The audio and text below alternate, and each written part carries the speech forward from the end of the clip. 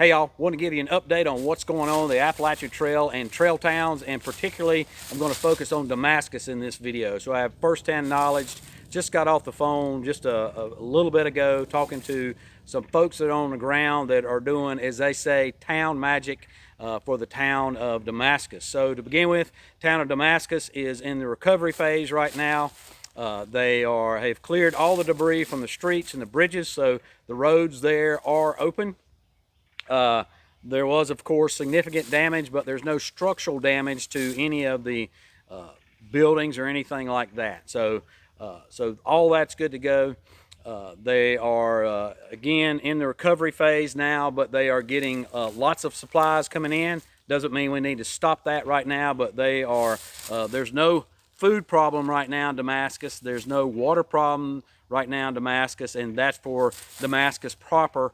You know, there may be problems for people that they haven't gotten to yet, people that are cut off out there, and they are working on that. So they're bringing in, you know, that area there is not great for helicopters, so people have brought in drones that are heavy lift drones that can pick up 100 pounds, and typically those are these agricultural drones that they typically carry a water tank. Well, now they're utilizing them for carrying supplies and stuff into the interior of the forest, into the woods in there, getting across creeks and stuff that were rivers at one time and are washed out. So they're loading those up with groceries and medicine and baby stuff and just whatever people need. And you know, they will come and stage somewhere, fill it up, move it, get it across whatever the breach is there, and then come back and do that again until they've got enough supplies there. And they're typically doing 3-day supplies at one time so that they can get to those people out there. So the police chief, he was talking to my contact there, and I'll share her name with you.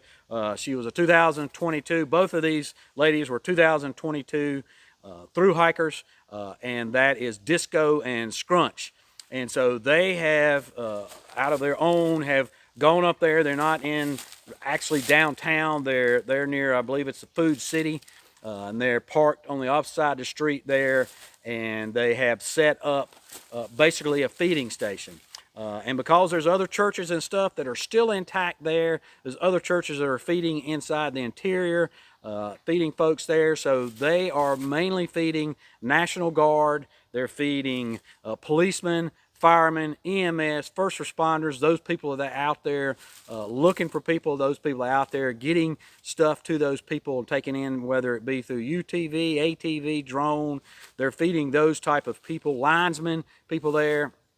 And there are 2 ladies, and they are feeding hundreds and hundreds and hundreds of meals each week. So it's amazing what they are doing there.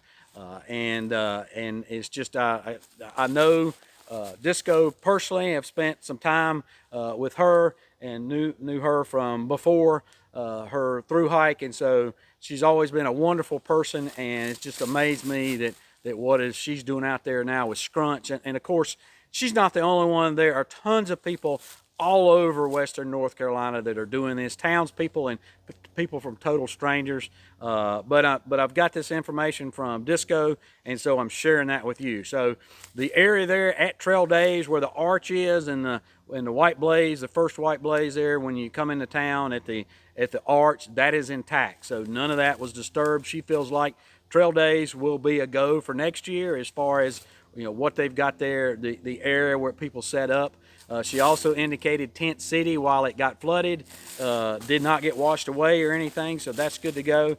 Those are minor things, I know, in the scheme of everything, but this is Appalachian Trail, a hiker channel, Appalachian Trail channel, so I'm just letting you know those are minor things, and if it doesn't go off, because we've got people that are out there, we're helping, rebuilding. Hopefully everybody, you know, will have, obviously by Trail Days will be found by then. So, but the town itself is intact. However, and they do have water, they do have sewer. Right now they're under a no boil order for water.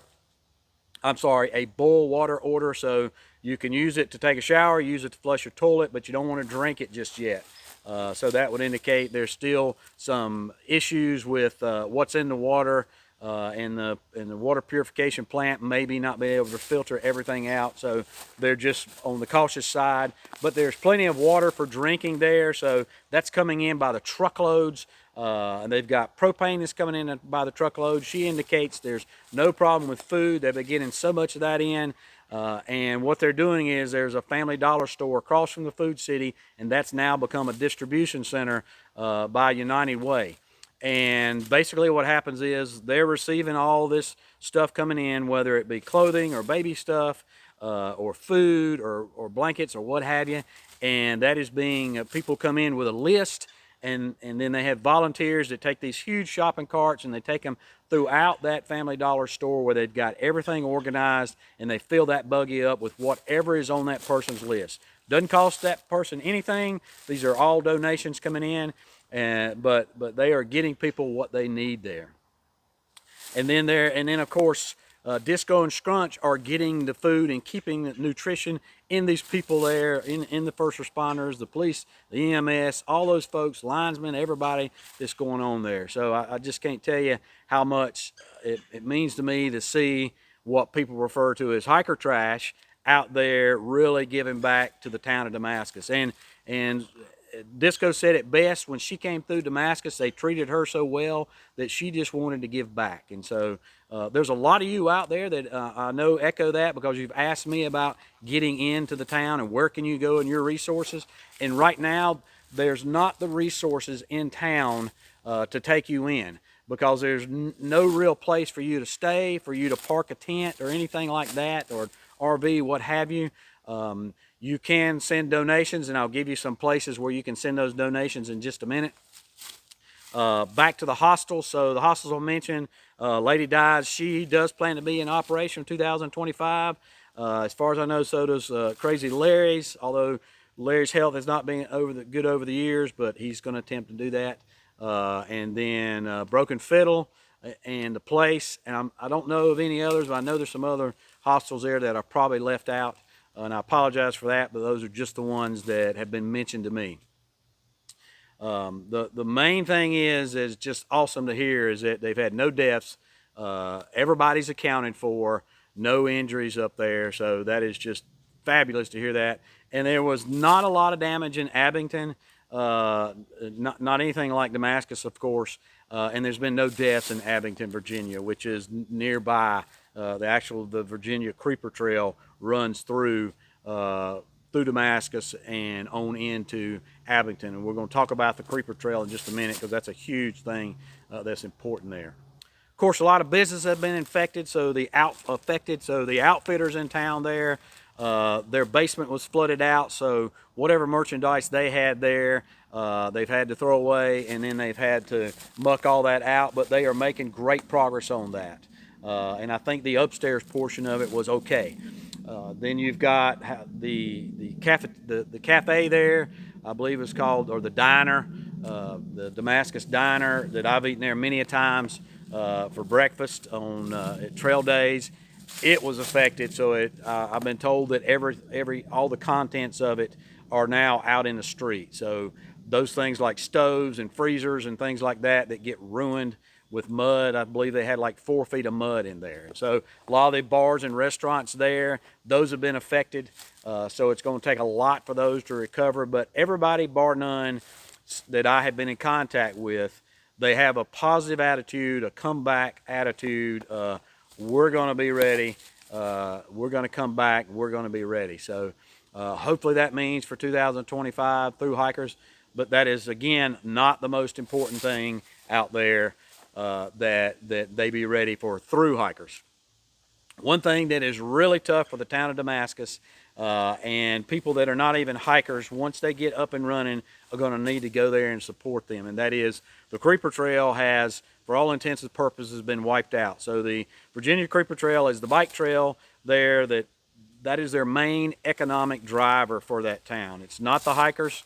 It is because, there's only a couple thousand hikers maybe that come through as far as through hikers, and then there's section hikers and day hikers and people like that. But the the AT hikers are not their main economic driver. It is the the Virginia Creeper Trail, where hundreds, maybe thousands every single day during the season utilize that trail, spend money with the biking outfitters, spend money in the restaurants, at hostels, the shops and stuff throughout there. And so the Virginia Creeper Trail, the biggest thing is if you've been on it before, you know that there are multiple trestles on it. I'm not sure how many, maybe like 40 or something, but there's multiple railroad trestles, because the Virginia Creeper was actually a railroad at one time that ran up the mountain, and a lot of it was about getting goods to the communities in the mountain, but also about logging. And so it was at one time a railroad, and the railroad's no longer there, the track's no longer there, but the trestles that the trains went over is there. Very stout trestles. Well, I believe I'm correct. I believe there was 17 trestles that were affected. 15 that were, it's 12, I believe, that were totally wiped out, gone, swept downstream, and 5 that are so unstable and structurally unsound that they're going to have to be removed. So as you can imagine, while that's part of the state tourism industry, that's going to take a lot to bring those trestles back. Obviously, they're very expensive to build, and they were historic as well. So I'm sure they'll use some of the parts and pieces, but some of the parts and pieces are destroyed or bent up to where they can't use them. And of course, the wood is splintered and gone, and who knows. So I'm sure that's going to be rebuilt, but it will take years before the Virginia Creeper Trail is back in order where you can do it from top to bottom and all the way into Abington like you could. But that's a huge economic driver for the town of Damascus in that area, and that is tragic because the townspeople count on that for tourists coming in there. So we're going to, not only the hiker community, but people in general, and you can share this with your friends who may not be hikers, but enjoy the mountains, enjoy Damascus, have been on the Creeper Trail. Please share this with them. Let them know that, hey, you need to go back to Damascus. Creeper Trail is not going to be an option for you for some time to come. They may be able to do it in sections. They may be able to bypass a part of it, but there's a main road that runs up there that runs along next to the Creeper Trail in some places, and how you access it. And so I don't know how they're going to do it. Don't have that plan right now, but it looks like it's going to take a while for that. I'm sure they'll come up with something, but in the meantime, please go to Damascus whenever they get up and running. Not now is not the time to go to Damascus, not for recovery operations or to sightsee or for tourism right now. There will come a time when you can go to Damascus and all these trail towns and spend your money there and help these merchants, help these people in that town. But right now is not the time. Right now is not the time to what we call self-deploy to these towns, because, for instance, in Damascus, there have been people showing up in pickup trucks with chainsaws, ready to start sawing wood. Well, there's not that many trees down in the town of Damascus proper, and they're still in the recovery phase of trying to get the infrastructure going, getting their businesses mopped up and repaired and stuff. So they've been turning those type of people away that bring in, chainsaw crews. So they don't need that right now. And there's no place for people to stay. There's not the infrastructure there for you to eat or anything like that. I will say this, that the townspeople are being fed. According to Disco, there's not a food problem there. She said that they went over to Food City to see if they could purchase some stuff to restock what they were cooking for people, and this is all gratis. They're obviously a giveaway. It's not a sell or anything like that. And the Food City didn't have that many people in it because the townspeople have a supply over at the Family Dollar where they're getting food from. So the Food City people said, yep, we got plenty of food. So just remember that if you don't need food and you're in the area and you don't need food be given to you because you've got resources, then please go and shop in that Food City in there, because they need your resources, your money as well. There's been a lot of corporate trucks coming in there, corporate donations. So, Aetna, the healthcare, they've had Pampers trucks comes in, the Crystal River, different water trucks are coming in there. Propane folks are coming in there. There's all kind of corporate donations, other businesses, some folks that own grocery stores up in, you know, a distance away where they weren't affected. They had bring tractor trailer loads of stuff in there. So Damascus, while it has been devastated, I won't say they're doing great, but they're okay right now. So some folks that you can give your money to. I know that everybody wants to go right now, but right now is not the time to go. And then there's some people that want to go, but because they live too far away, they just can't. So what you can do is, in the meantime, in the interim, you could give to a couple organizations. So to begin with, if you want to give to an organization that will help the hostels directly, you can give to ALDHA. That's ALDHA, Appalachian Long Distance Hikers Association.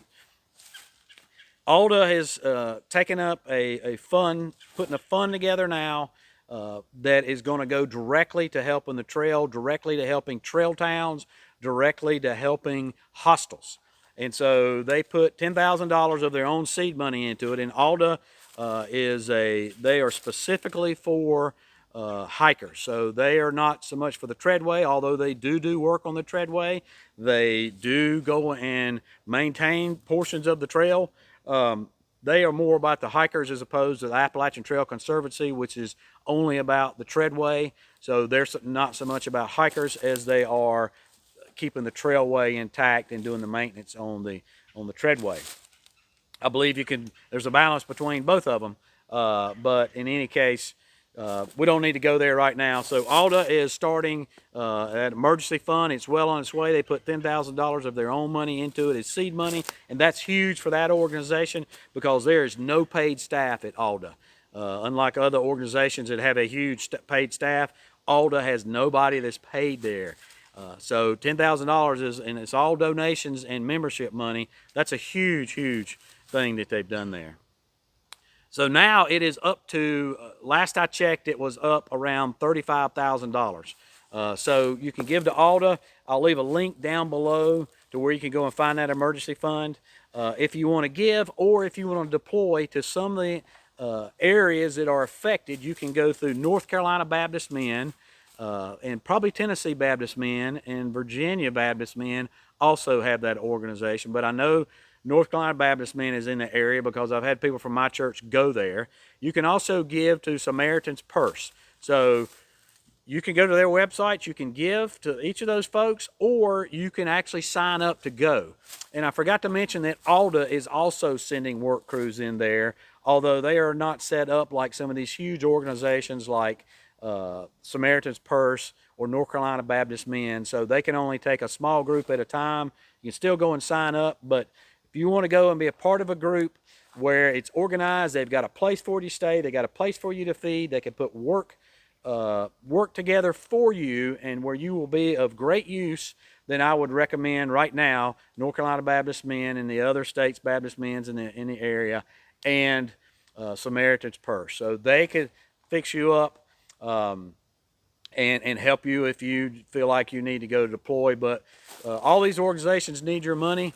And that's really right now what they can use. We've got a huge groundswell of volunteers that are wanting to go in, and that is going to wane after probably a couple months, maybe even a couple weeks. But once we're past this initial shock, there'll be less and less people that want to be boots on the ground, and that's when you need to go and be boots on the ground. But right now, if you could give your money, that would be the best thing right now until the infrastructure can be put together for people to deploy. Folks, that's all I've got right now. I'll have some more information coming up. And as always, appreciate you, and we hope to see you out here.